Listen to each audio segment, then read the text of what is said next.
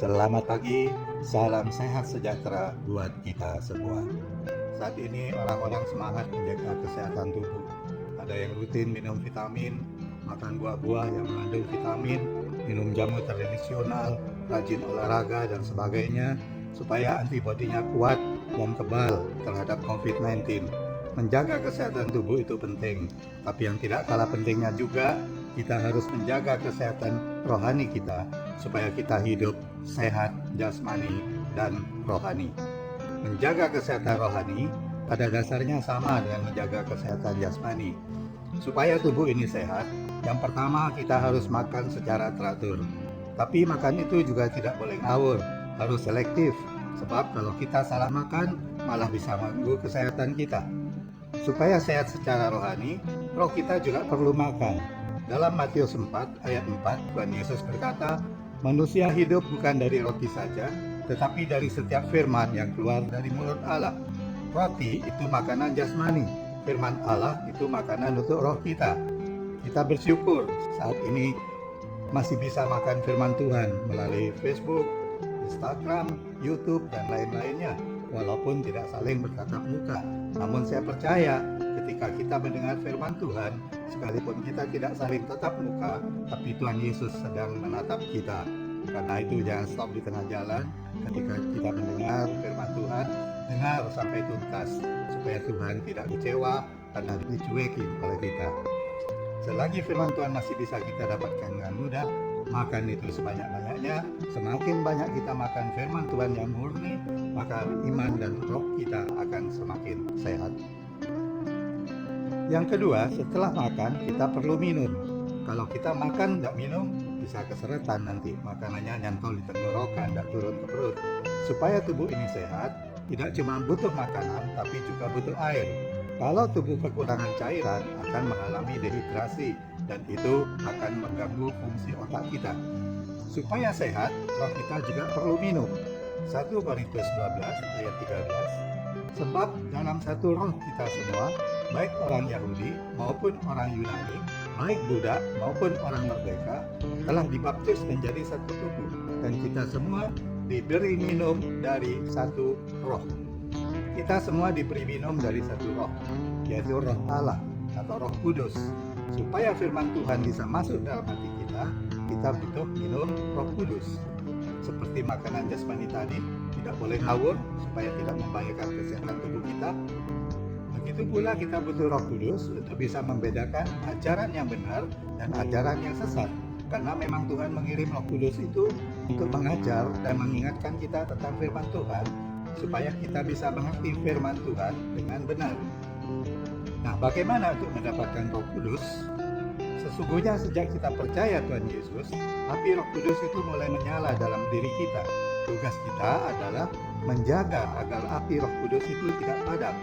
Api roh kudus itu akan padam kalau kita terus-menerus mendukakannya dengan tidak menjaga kekudusan. Karena roh yang kudus itu tidak akan betah tinggal dalam tubuh yang tidak kudus. Kita perlu roh kudus supaya bisa membedakan firman Tuhan yang kita makan, mana yang murni dan mana yang sesat. Yang murni kita telan, yang sesat kita tolak, supaya roh kita sehat, tidak mengalami kekeringan. Nah, selain makan dan minum, supaya tubuh ini sehat, juga perlu oksigen. Oksigen itu kita dapatkan ketika kita bernafas. Manusia hidup butuh bernafas. Karena itu kalau sudah sulit bernafas, harus dibantu dengan ventilator, alat bantu pernafasan. Dan kalau sudah berhenti bernafas, itu namanya mati. Roh kita juga perlu bernafas, supaya iman kita tidak mati. Kita sudah sering dengar bahwa nafasnya orang beriman itu adalah doa. Kita berdoa itu karena punya iman, percaya pada kuasa Tuhan. Kalau kita berhenti berdoa, itu berarti kita sudah tidak percaya pada Tuhan lagi, yang berarti pula iman kita mati. Nah, supaya rohani kita sehat, harus selalu berdoa, karena doa itu nafasnya orang percaya. Ketika kita bernafas, kita menghirup oksigen atau O2 dan menghembuskan CO2, karbon dioksida atau zat lemas. Jadi ada yang dihirup, ada yang dilepaskan. Begitu juga dalam berdoa, ada yang kita minta atau kita hirup, dan juga harus ada yang kita lepaskan. Dalam doa Bapa kami, Tuhan Yesus mengajar kita berdoa minta berkat, minta dilepaskan dari pencobaan dan dari kuasa jahat, itu yang kita hirup. Dan jangan lupa juga minta ampun dan mengampuni. Inilah dua hal yang harus kita lepaskan saat berdoa, yaitu yang pertama, kita harus melepaskan dosa atau kesalahan kita. Introspeksi, kalau ada dosa, lepaskan itu, minta pengampunan Tuhan.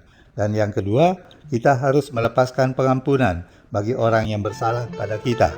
Dalam berdoa, tidak hanya minta berkat dan perlindungan Tuhan, tapi juga melepaskan dosa-dosa kita dan melepaskan pengampunan bagi orang yang bersalah pada kita, supaya roh kita tetap sehat.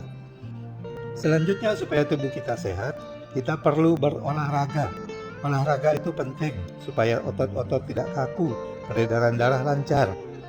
Ketika kita berolahraga, maka dalam tubuh ini terjadi pembakaran, racun-racun dibakar, lemak-lemak, kolesterol dibakar dan keluar berupa keringat.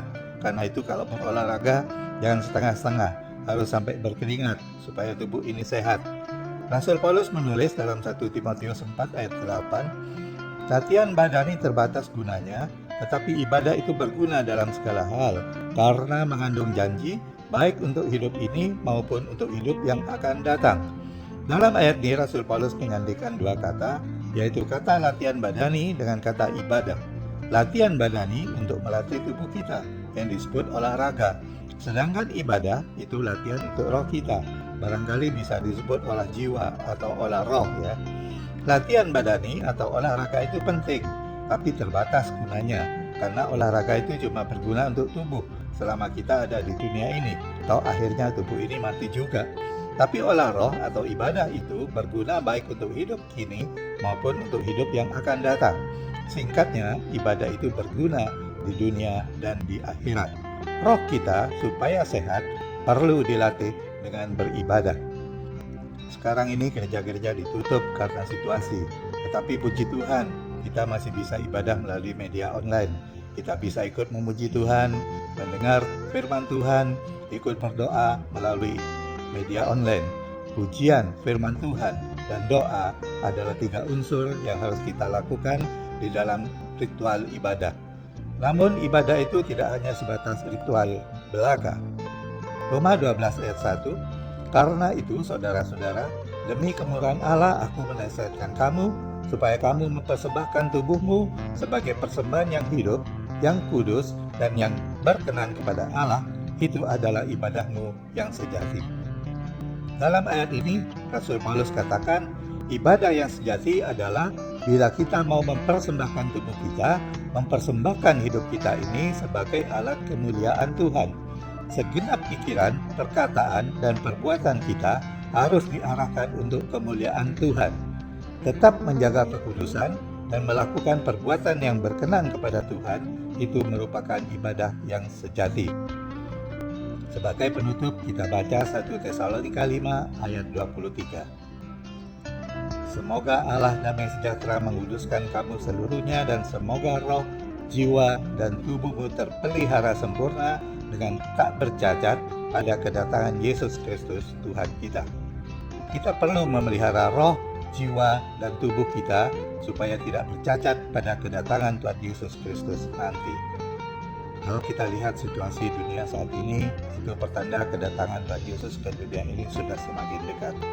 Yesus akan datang sebagai Raja di atas segala raja, sebagai Hakim yang adil yang akan mengadili manusia, baik yang hidup maupun yang sudah mati.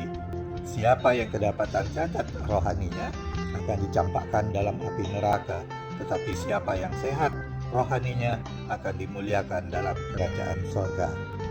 Karena itu Rasul Paulus menulis pesan ini kepada jemaat di Tesalonika, yaitu supaya mereka bisa memelihara tubuh, jiwa, dan roh mereka agar tidak bercacat celah pada kedatangan Tuhan Yesus yang kedua kalinya nanti.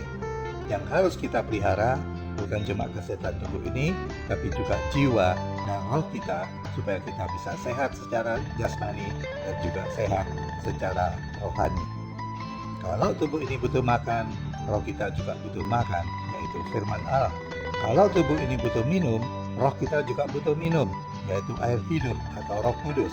Kalau tubuh ini harus bernafas supaya hidup, roh kita juga perlu bernafas, yaitu berdoa kepada Tuhan. Kalau tubuh ini butuh olahraga supaya sehat, roh kita juga harus dilatih yaitu dengan beribadah kepada Tuhan. Mari kita jadikan firman Tuhan ini sebagai resep untuk menjaga rohani kita agar tetap sehat pada kedatangan Tuhan Yesus yang kedua kali nanti, sehingga kita bisa hidup kekal bersama Tuhan Yesus dalam kerajaan sorga. Puji Tuhan, saya akan tutup firman Tuhan ini dengan pujian berikut ini. Ya Allah, damai sejahtera, kuduskan aku seluruhnya, agar roh, jiwa, dan tubuhku terpelihara sempurna. Hidup kudus dan tak bercacat di hadapan-Mu, mulia, suci pada kedatangan-Mu.